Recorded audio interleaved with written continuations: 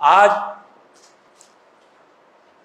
हमने हमारे आरएसएस से, हमारा राष्ट्रीय स्वयंसेवक संघ ने एक निर्णय लिया है कि इस लोकसभा चुनाव में जो मोदी जी दावा आज कर रहे हैं बीजेपी 400 पार, वो 400 पार को कैसा रोक सकते, इसका मंथन हमारे राष्ट्रीय स्वयंसेवक संघ ने किया और ये निर्णय लिया है कि इस चुनाव में बीजेपी को हराना है, देश को बचाना है, संविधान को बचाना है। इसलिए 400 पार का जो सपना है बीजेपी का, वो कैसा चूर कर सकते हैं और हमारा संविधान कैसा बच सकता है। बीते 10 साल से बीजेपी यहाँ राज कर रही है और इस 10 साल में हमने क्या पाया, हमने क्या खोया, आज हमारी स्थिति क्या है। मतलब ये संविधान का पूरा उल्लंघन है। संविधान में ठीक है, अगर वो जिम्मेदार भी होंगे, भ्रष्टाचार किया भी होगा, ऐसे कई मामले हैं जो 10-10, 20-20 साल से इस देश में चल रहे हैं, लेकिन उनको ना अरेस्ट किया गया।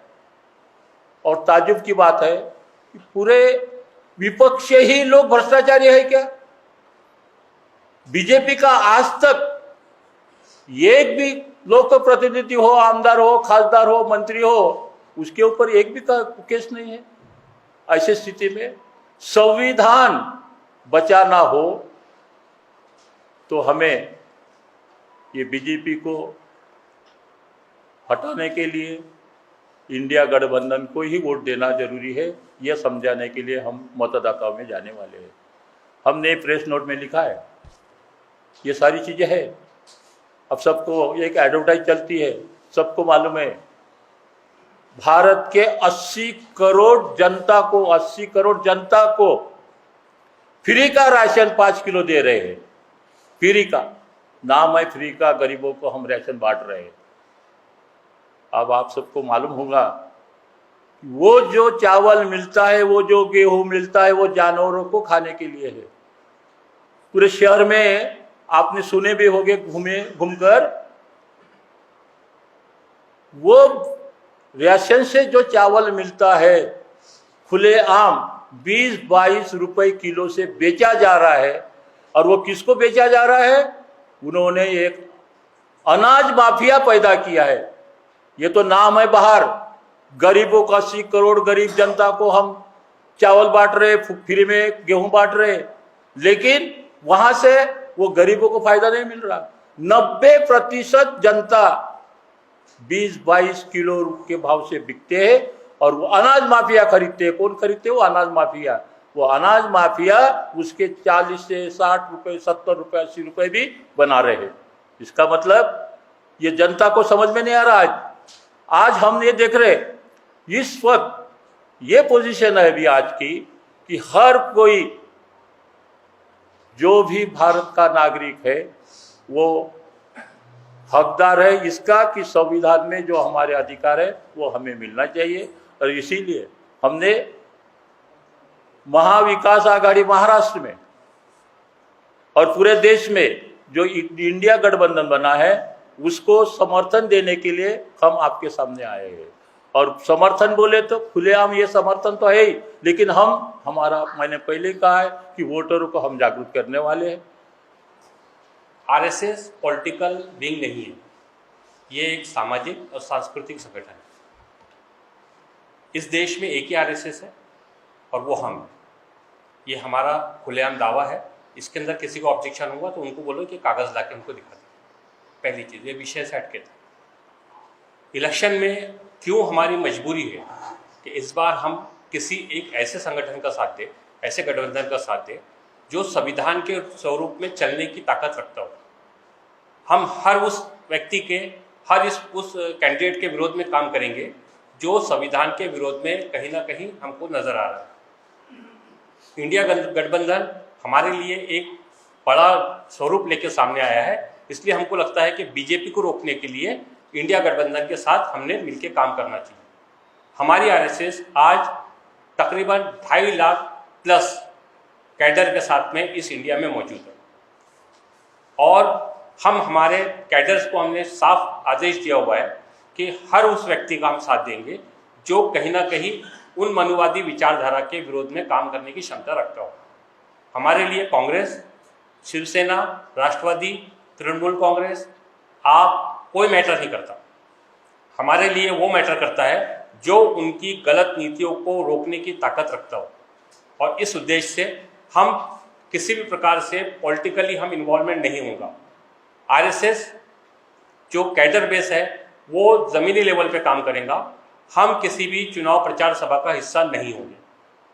हमारा समर्थन जरूर है, हम वोटर्स को उनके तरफ डाइवर्ट करने की बात करेंगे, लेकिन चुनावी सभाओं में हम किसी पार्टी विशेष का प्रचार प्रसार नहीं करेंगे, क्योंकि आज की परिस्थिति जो गुरुजी ने बताया कि जिस देश में 80 करोड़ गरीब लोग रहते हो वो देश विकसित हो गया है, ऐसा माननीय प्रधानमंत्री जी टीवी पे आके बोल रहे हैं। ये तो मेरे लिए बहुत सोचने वाली बात है कि जिस आदमी का 80% शरीर खराब हो चुका हो और हम उसको पहलवान मानते हैं। इसी तरह से बात हो रही है कि जो देश विकास की गंगा बहा रहा है तो 80 करोड़ लोग भूखे क्यों मर रहे हैं, क्यों उनको चावल अनाज के लेने पड़ रहे हैं, क्यों उनको शक्कर और तेल के लिए लाइन लगा के खड़े होना पड़ रहा है।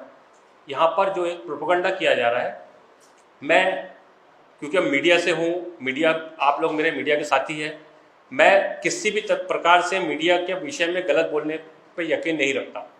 मीडिया समाज का आईना है, बस उसको सच दिखाने की आदत हो जानी चाहिए।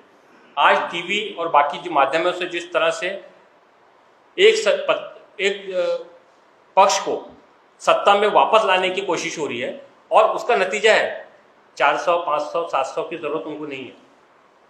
ये सिर्फ और सिर्फ वोटरों को भ्रमित करने के लिए उन्होंने नए नए फॉर्मूले लाए हैं और वो उस पर काम कर रहे हैं।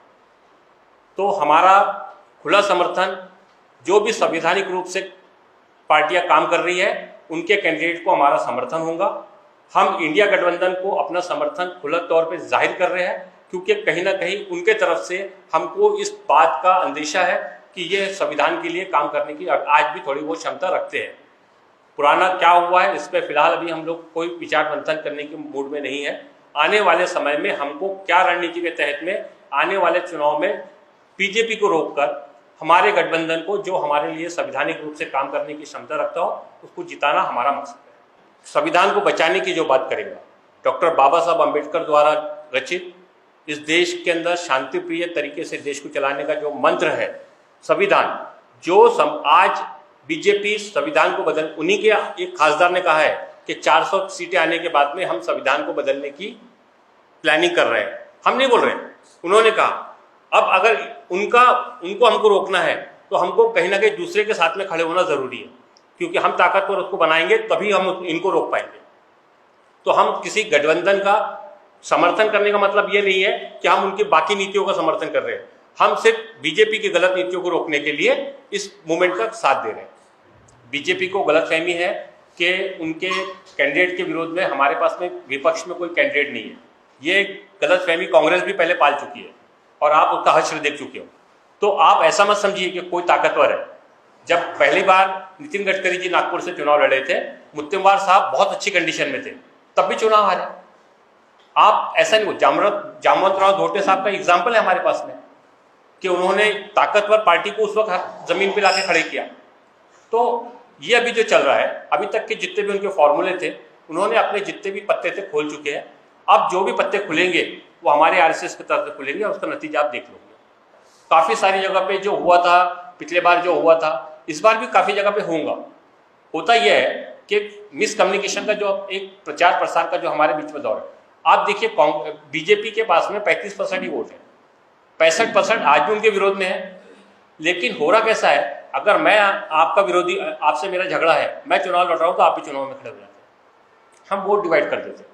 हमारी कोशिश है कि इस तरह की कोई भी अगर हमारी नज़र में एक्टिविटीज़ आती है, आरएसएस की भूमिका यही होगी कि हम कैसे उनके कैंडिडेट को बाहर करने के लिए यहाँ से एक अच्छे कैंडिडेट को चुन के हम सदन में भेज सकें जो संविधान की रक्षा की बात करे, जो इस देश में शांति की बात करे, इस देश के अंदर पत्रकारों के जो आज अधिकारों पर जो हमला हो रहा है, आज जो आम नागरिक के अधिकारों पे हमला हो रहा है, अब ना मुख्यमंत्री सुरक्षित है और ना देश का विपक्ष का अध्यक्ष सुरक्षित है।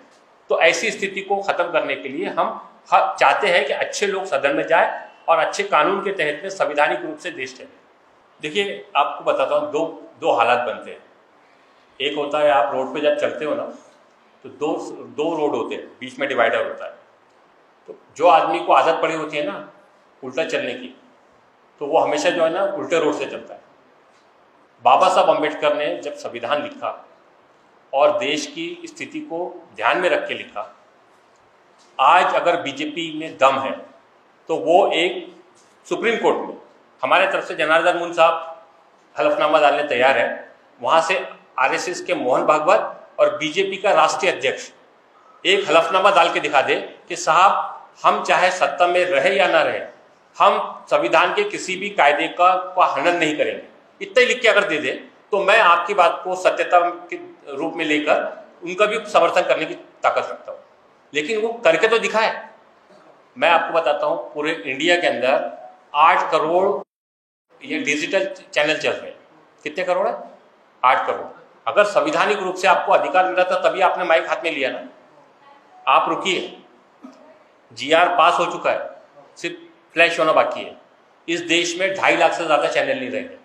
ये आप जो माइक वाइक लेके घूम रहे हो ना, ये संविधान, ये जो है, ये मैं आपको आधिकारिक बात कर रहा हूँ। उनको पता है यही अब उनके एक जरिया है जो उनका विरोध कर सकता है, इसलिए उन्होंने कानून बनाया है कि कोई भी चैनल, अभी आप लोग के चैनल कई मरतबा बंद हो जाते होंगे अचानक में, वो कम्युनिटी गाइडलाइन के नाम पर, इसके नाम पर, जबकि संविधान बोलता है कि आप अपनी बात को रखने के लिए किसी भी लेवल पर कोई भी तरीके से बात कर सकते हो। अगर आप गलत होंगे तो आप पे आईपीसी की धाराओं के तहत कानून बने, कानून के तहत कार्रवाई होगी। ये जो संविधान के को चलाने की बात चल रही है, संविधान बदलेगा नहीं, आप जो बोल रहे हो, ये संविधान का हनन ही हो रहा है कि आज इस देश में सीए, एनपीआर, एनआरसी लाने की बात को कानूनी तौर पे मान्यता दे दी गई। संविधान ने बोला है जो आदमी इस देश में 5 साल तक रहा है उसको भारतीय नागरिक माना जाएगा। मैं बोल रहा हूँ क्या? आर्टिकल 5 बोल रहा है। लेकिन एनआरसी का जो आप ड्राफ्ट पढ़ोगे वो खुले तौर पे बोल रहा है कि जो आदमी उनके नियम के अनुसार इस देश के अंदर कागज नहीं प्रोड्यूस कर पाएगा वो आदमी इस देश का नागरिक नहीं माना जाएगा। संविधान को धीरे धीरे बदला जा रहा है, जो हमको समझ में देर से आएगा, लेकिन जब समझ में आएगा तो शायद बहुत सारी चीजें हासिल नहीं होंगी।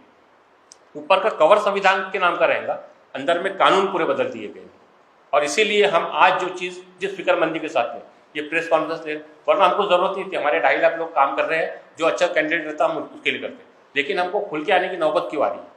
क्योंकि हमको पता है कि आज अगर हम इनको अपनी ताकत नहीं दिखाएंगे, आज मैं सबसे ज़्यादा खुश इस बात से हूँ कि आज प्रेस कॉन्फ्रेंस में आप तमाम मेरे साथी जब सामने बैठे हुए हैं। इसके पहले जब हमने प्रेस कॉन्फ्रेंस ली मुश्किल से ऐसे 5-7 लोग होते थे।